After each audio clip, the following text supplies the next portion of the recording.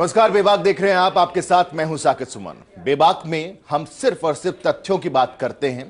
ना लाग लपेट की बात होती है, ना पक्ष ना विपक्ष की बात होती है, सिर्फ बेबाकी से बात होती है। आज एक बार फिर से बेबाक में किसानों के मुद्दे को हम उठाकर लेकर आए हैं आपके सामने।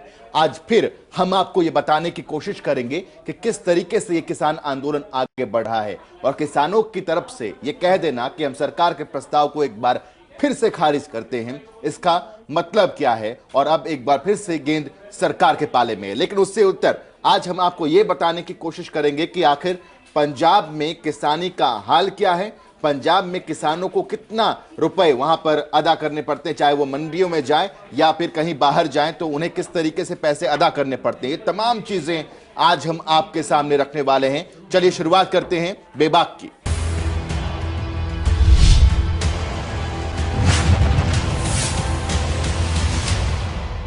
बेबाक में आज किसानों के मुद्दे के साथ साथ हम उन तथ्यों को भी छूने की कोशिश करेंगे जो अभी तक अछूते हैं। आज किसान दिवस के मौके पर हम आपको यह भी बताने की कोशिश करेंगे कि आखिर दिल्ली की सरहदों पर क्यों डटा हुआ है, क्यों बॉर्डर पर टिका हुआ है हिंदुस्तान का किसान। आप ये भी जानना चाहते होंगे कि आज बेबाक में किन किन मुद्दों पर हम बातचीत करने वाले हैं। तो ये रिपोर्ट देखिए और समझिए बेबाक में आज क्या क्या है आपके लिए। हमारे खास कार्यक्रम बेबाक में एक बार फिर से करेंगे किसानों के मुद्दे पर बेबाकी से बात। सबसे पहले बताएंगे कि किसान दिवस पर भी क्यों परेशान है देश का किसान। वहीं बताएंगे कि किसानों का आंदोलन करीब 28 दिनों से जारी है, लेकिन समाधान कब होगा।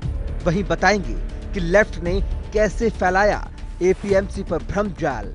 वहीं बताएंगे कि हरियाणा में क्या है मंडी पॉलिसी और आखिर में बताएंगे कि पंजाब में कैसे होता है मंडी टैक्स का खेल। हमारा कार्यक्रम बेबाक अपने बेबाक अंदाज के लिए जाना जाता है और हम रोजाना अपने कार्यक्रम में ऐसे तमाम मुद्दों को बेबाकी से ताजा आंकड़ों और कड़ी सर्च के साथ पेश करते हैं। तो बने रहिए हमारे साथ और देखते रहिए बेबाक। किसान दिवस के मौके पर हिंदुस्तान का किसान जहां खुशी मनाना चाहता था, लेकिन आज हालात कुछ अलग हैं। किसान नाराज है, केंद्र सरकार से खफा है, जिसकी वजह से वो लगातार 3 कृषि कानूनों को रद्द कराने की मांग को लेकर दिल्ली की बॉर्डर पर है, दिल्ली की सीमा पर है। ऐसे में सवाल यही है कि आखिर किसानों का जो ये हाल है, इसे किसान कह रहे हैं कि ये हमारे लिए एक ऐसी चिट्ठी है जिसमें सिर्फ और सिर्फ मौत है। सरकार कह रही है कि इससे बेहतर तो कुछ हो ही नहीं सकता। देखिए रिपोर्ट।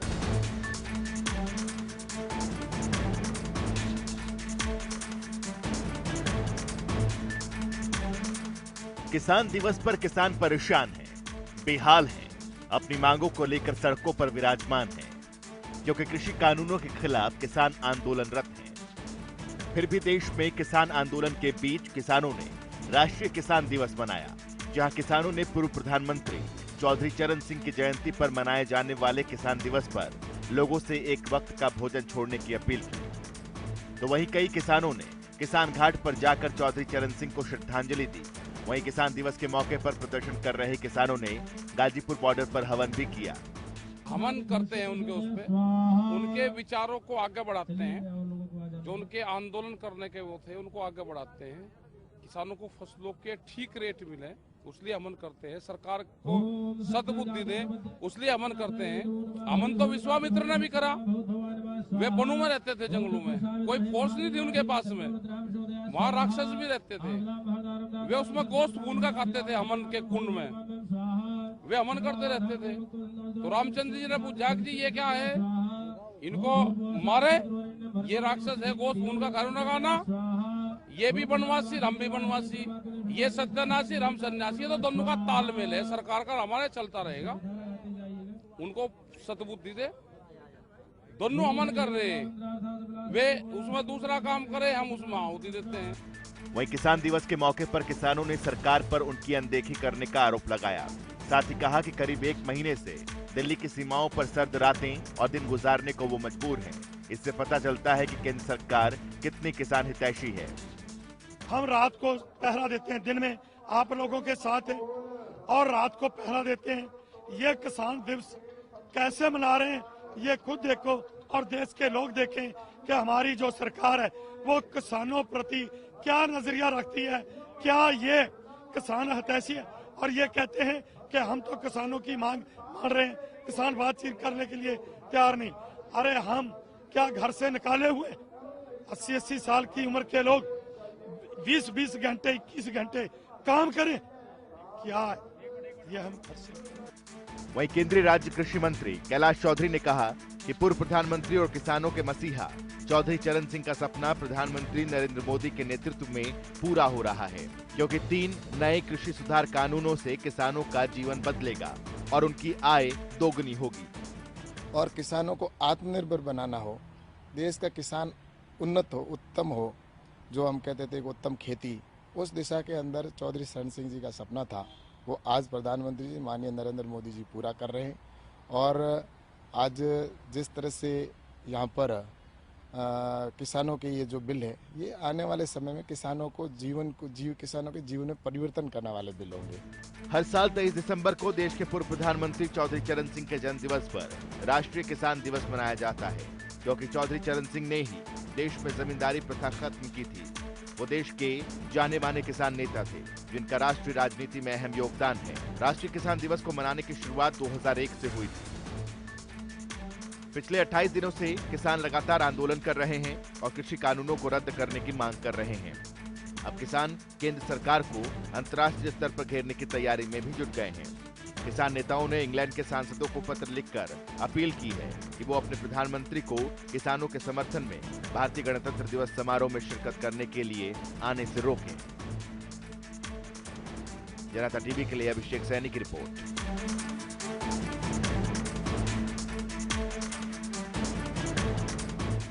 सिंघू बॉर्डर से किसान लगातार आंदोलनरत भी हैं और साथ ही साथ वो प्रेस कॉन्फ्रेंस करके जानकारी भी दे रहे हैं कि उनका आंदोलन किस तरीके से आगे बढ़ेगा। 25, 26 और 27 तारीख के लिए रणनीति पहले से तैयार है, लेकिन आगे की रणनीति तैयार करने के लिए किसानों ने कह दिया है कि जो प्रस्ताव सरकार की तरफ से पेश किया गया वो प्रस्ताव उन्हें स्वीकार नहीं है, खारिज कर दिया गया उस प्रस्ताव को। इसका मतलब साफ है कि बातचीत का सिलसिला कैसे आगे बढ़ पाएगा, मुश्किल है। उन्होंने सीधे तौर पर केंद्र सरकार को कहा है कि आप इन अमेंडमेंट्स को छोड़िए, कानून को रद्द कीजिए, बातचीत का सिलसिला शुरू हो जाएगा। सरकार और किसानों के बीच मसला सुलझने की जगह उलझता ही जा रहा है। बातचीत का दौर अब आगे नहीं बढ़ पा रहा। करीब 1 महीने से दिल्ली की सीमाओं को अपना घर बना चुके किसान लगातार अपनी मांगों पर अड़े हुए हैं और इसी कड़ी में किसान नेताओं ने सिंघू बॉर्डर पर प्रेस कॉन्फ्रेंस की और किसान संगठनों ने केंद्र सरकार की चिट्ठी का जवाब पत्र लिख कर दिया और बताया कि चिट्ठी के जरिए किसानों को बदनाम करने का तरीका सरकार अपना रही है। सरकार आंदोलन को तोड़ने का काम कर रही है।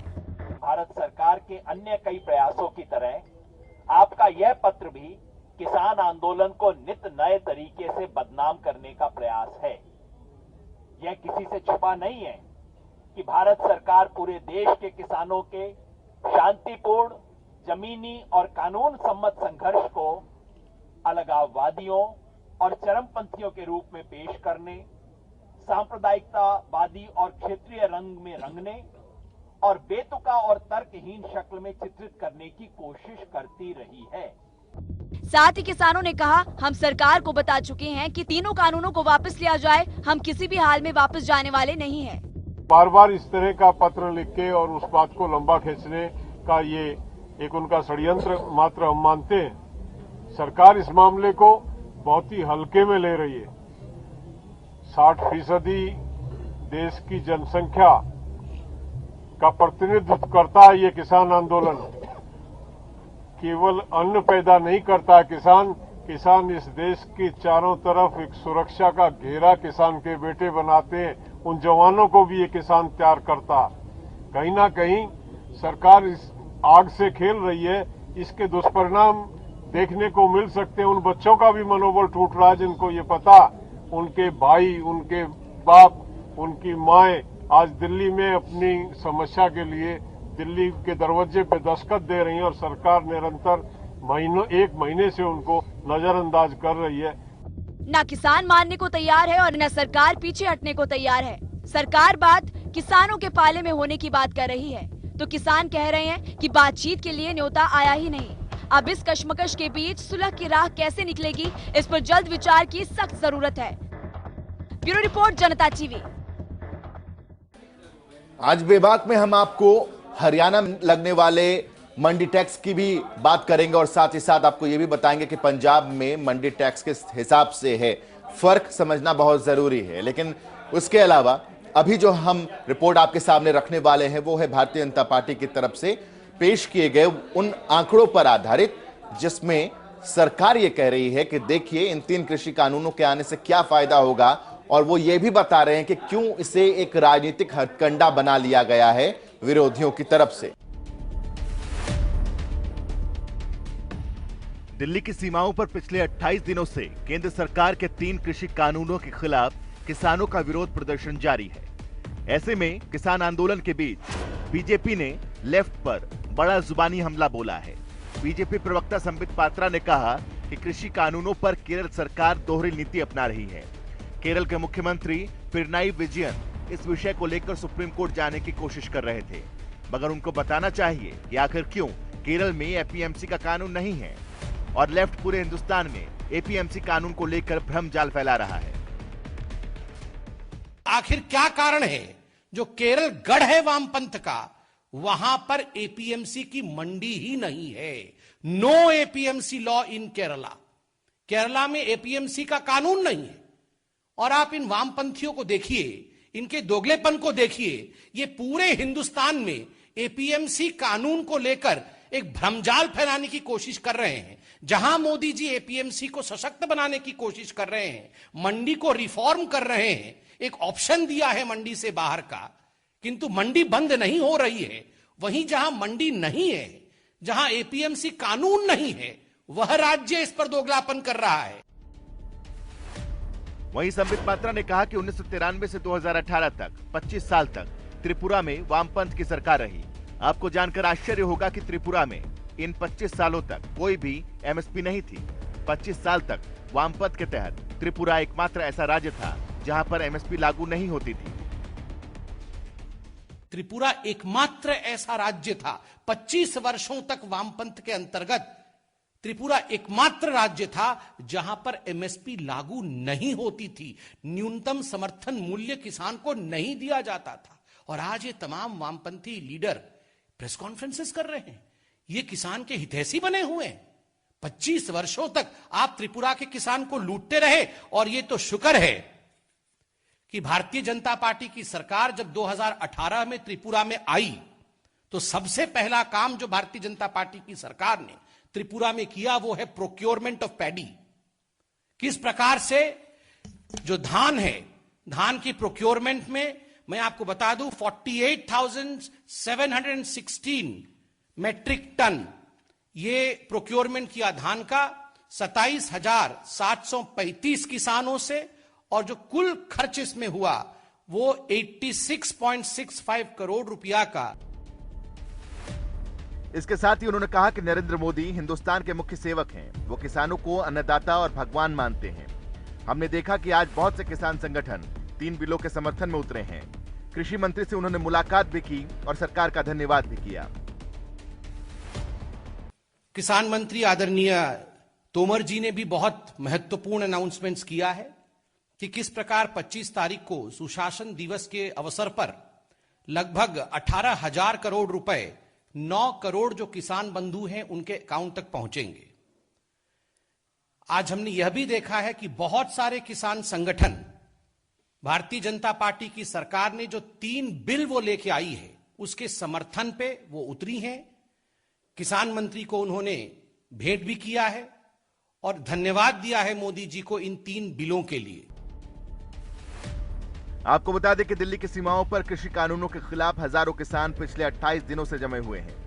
सरकार के साथ किसान संगठनों की कई दौर की बातचीत हो चुकी है, लेकिन अभी तक कोई नतीजा नहीं निकल पाया। वहीं सरकार ने साफ कर दिया कि वो किसानों से बातचीत के लिए हमेशा तैयार है, लेकिन कानूनों को रद्द करने के पक्ष में नहीं है, जबकि संशोधन के लिए सरकार तैयार है। वहीं किसान कृषि कानूनों को रद्द करने के अलावा किसी बात पर राजी नहीं है। जनता टीवी के लिए अभिषेक सैनी की रिपोर्ट।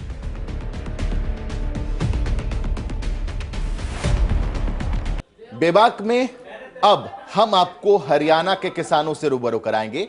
हरियाणा में किसानों को लेकर पॉलिसीज क्या क्या हैं, इससे रूबरू कराएंगे। सरकार की तरफ से उठे हुए कदमों से रूबरू कराएंगे। आपको यह बताएंगे कि हरियाणा में अनाज जब लेकर किसान मंडी में पहुंचता है तो उसे कितना टैक्स देना पड़ता है, जरा समझिए इस रिपोर्ट में।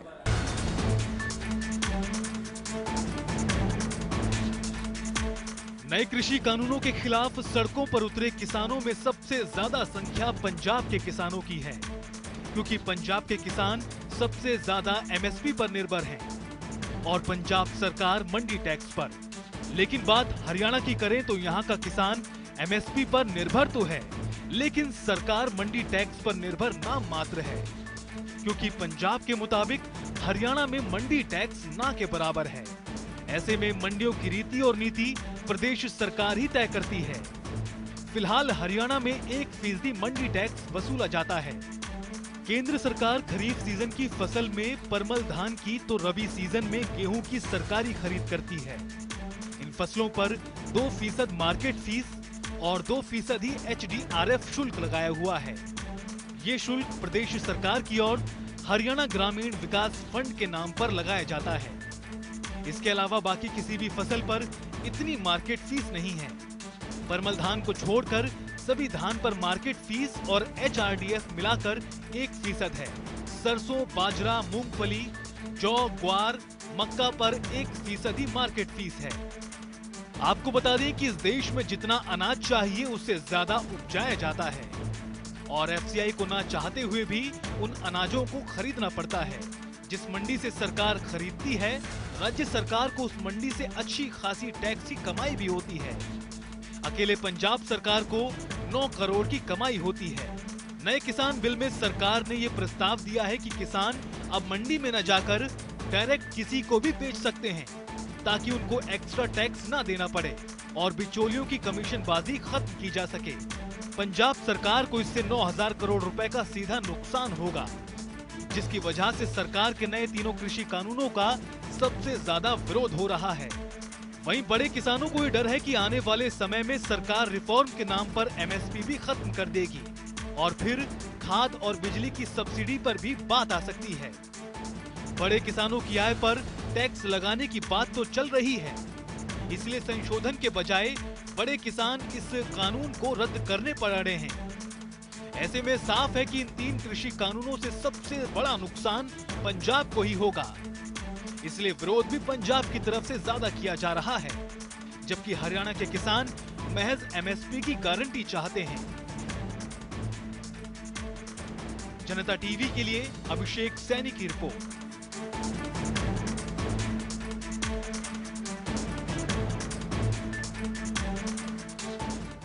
हरियाणा की स्थिति को, हरियाणा के हालात को समझ लिया आपने। अब आपको पंजाब, जहां से मुख्य रूप से कहा जा रहा है कि इस आंदोलन की शुरुआत हुई, जहां के सबसे ज्यादा किसान इस वक्त दिल्ली के बॉर्डर पर डटे हुए हैं, जरा वहां के हालात को देखिए और क्यों यह कहा जा रहा है कि पंजाब में जो राजनीतिक दल हैं उनकी तरफ से प्रायोजित ये आंदोलन है, ऐसा आरोप क्यों लग रहा है, उसको जानने और समझने के लिए यह समझना होगा कि पंजाब में मंडी टैक्स कितना है। पंजाब में लगने वाले मंडी टैक्स से सरकार का, यानी कि पंजाब सरकार का राजस्व कितना भरता है, कितना एक बहुत बड़ा जो एक रकम है वो इस मंडी टैक्स से राज्य सरकार को हासिल होती है। क्या ये वजह है कि राज्य सरकार नहीं चाहती कि 3 कृषि कानून लागू हों और इस वजह से लगातार ये मांग की जा रही है कि इसे रद्द किया जाए, जिसमें पूरा सपोर्ट पंजाब के तमाम राजनीतिक दलों का है? देखिए रिपोर्ट। कृषि सुधार कानूनों को लेकर जहां एक तरफ किसान आंदोलन कर रहे हैं, तो वहीं मोदी सरकार कानूनों को किसानों के हित में बताकर उन्हें समझाने की कोशिश कर रही है। सरकार की दलील है कि नए कानून के तहत किसान मंडियों की गुलामी से मुक्त हो सकेंगे और अपनी इच्छा के मुताबिक अपनी कीमत पर फसल बेच सकेंगे। सरकार और किसानों के बीच कई दौर की बातचीत हो चुकी है, लेकिन अभी तक कोई नतीजा नहीं निकल पाया है। वहीं दिल्ली की सीमाओं पर जमे आंदोलनकारी किसानों में बड़ी संख्या पंजाब के किसानों की है, जहां की मंडियों का टैक्स सबसे ज्यादा है। पंजाब में अभी भी अनाजों की खरीद APMC के जरिए ही होती है और पंजाब ही कृषि उत्पादों के कारोबार पर सबसे ज्यादा टैक्स वसूलता है। इसके चलते केंद्र सरकार पर फूड सब्सिडी का बोझ भी बहुत ज्यादा हो चुका है। FCI और दूसरी एजेंसियां इन मंडियों से जो अनाज खरीदती हैं, उस पर पंजाब सरकार उनसे MSP का कुल 8.5% टैक्स के रूप में वसूलती है। इनमें मार्केट फीस के तौर पर 3%, ग्रामीण विकास सेस 3% और 2.5% आढ़तियों का कमीशन शामिल होता है। पंजाब में सरकार और बिचौलियों की कमाई का कितना मोटा जरिया है, ये इन आंकड़ों से पता चलता है। 2019-20 में पूरे देश में मंडी शुल्क के तौर पर देश में कुल 8,600 करोड़ रुपए वसूले गए। इनमें से सिर्फ पंजाब का हिस्सा 1,750 करोड़ रुपए है। जीएसटी लागू होने के बावजूद भी एफसीआई और राज्य की दूसरी खरीद एजेंसियों से राज्य सरकारें मुख्य तौर पर धान और गेहूं की खरीद के लिए लेवी के रूप में मोटी रकम वसूलती हैं।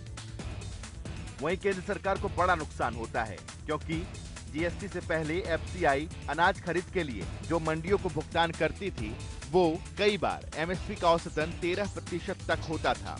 पंजाब में तब ये 14.5% तक था।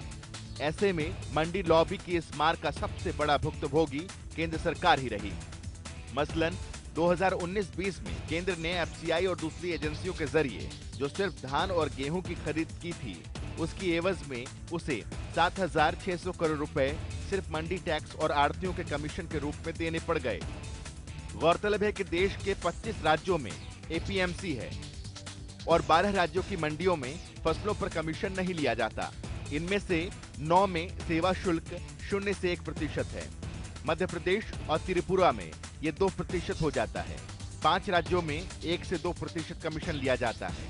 वहीं कर्नाटक में कुल शुल्क 3.5% है। वहीं 7 राज्यों में कुल शुल्क 5 से 8% है। वहीं पंजाब में कांग्रेस सरकार, अकाली दल और आम आदमी पार्टी कानून के विरोध में खड़े हैं, क्योंकि पंजाब जैसे राज्य में कई सालों से मंडी व्यवस्था है, जिसकी उपज कई राजनीतिक दल पीढ़ियों से खा रहे हैं। सच्चाई तो ये है कि जो भी राजनीतिक दल पंजाब में सत्ता में आने की इच्छा रखते हैं, वो कभी भी मंडी लॉबी को नाराज करने का जोखिम नहीं उठा सकते, क्योंकि उनका नेटवर्क इतना तगड़ा है, जिससे कि राज्य सरकार का खजाना भी बढ़ता है और आढ़तियों के एक बड़े वर्ग की कमाई भी होती है। जनता टीवी के लिए अभिषेक सैनी की रिपोर्ट।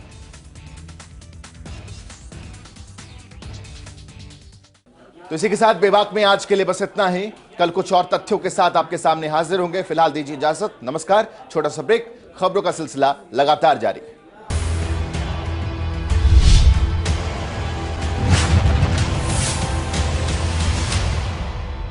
रूप मंत्र आयुर्वेदिक face cream and face wash. इसकी आयुर्वेदिक देखभाल आपको दे pimples, wrinkles, black heads, dull skin और डेड स्किन जैसी हर प्रॉब्लम से रिलीफ। एक माँ को अपने परिवार का मनपसंद खाना बनाने के लिए क्या चाहिए? थोड़ी सी मेहनत, बहुत सारा प्यार और पीएनबी किचन मेट। आज खाने में क्या है? आप रोगों से परेशान हो या अंग्रेजी दवाओं से, विभिन्न प्रकार के टेस्टों से परेशान हैं या डॉक्टरों से, किसी भी प्रकार के रोगों के समाधान के लिए एक बार आइए नाड़ी वैद्य कार्यक्रम और पाइए अपने सभी रोगों का आयुर्वेद में सही इलाज।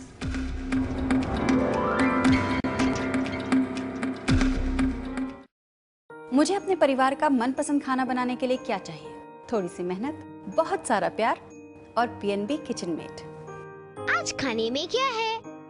हर कोई चाहता है कि उसकी स्किन हो सुंदर, कोमल और ब्राइट, तो फिर कोई भी साधारण सी कॉस्मेटिक क्रीम क्यों? अपनाइए 12 खास आयुर्वेदिक जड़ी बूटियों से बनी रूप मंत्र आयुर्वेदिक फेस क्रीम। ये कोई कॉस्मेटिक नहीं, आयुर्वेदिक औषधि है। निगम चुनाव की महा कवरेज जनता टीवी पर, हर वोट का अपडेट, हर बूथ पर रिपोर्टर्स की नजर, मतदान से पहले, मतदान के दिन, मतदान के बाद तक जनता टीवी पर देखिए सबसे पहले, सबसे तेज। मेरा शहर, मेरा वोट। जनता टीवी पर लगातार रिपोर्टर्स का सबसे बड़ा नेटवर्क हर मुद्दे पर करेगा पड़ताल। ग्राउंड जीरो से दिखाएंगे हरियाणा का सीधा सच्चा हाल। दिन रात होगी ग्राउंड रिपोर्टिंग। न रुकेंगे, न थकेंगे, न ही डरेंगे। जनता टीवी पर ठोक कर पूछेंगे, सोमवार से शुक्रवार।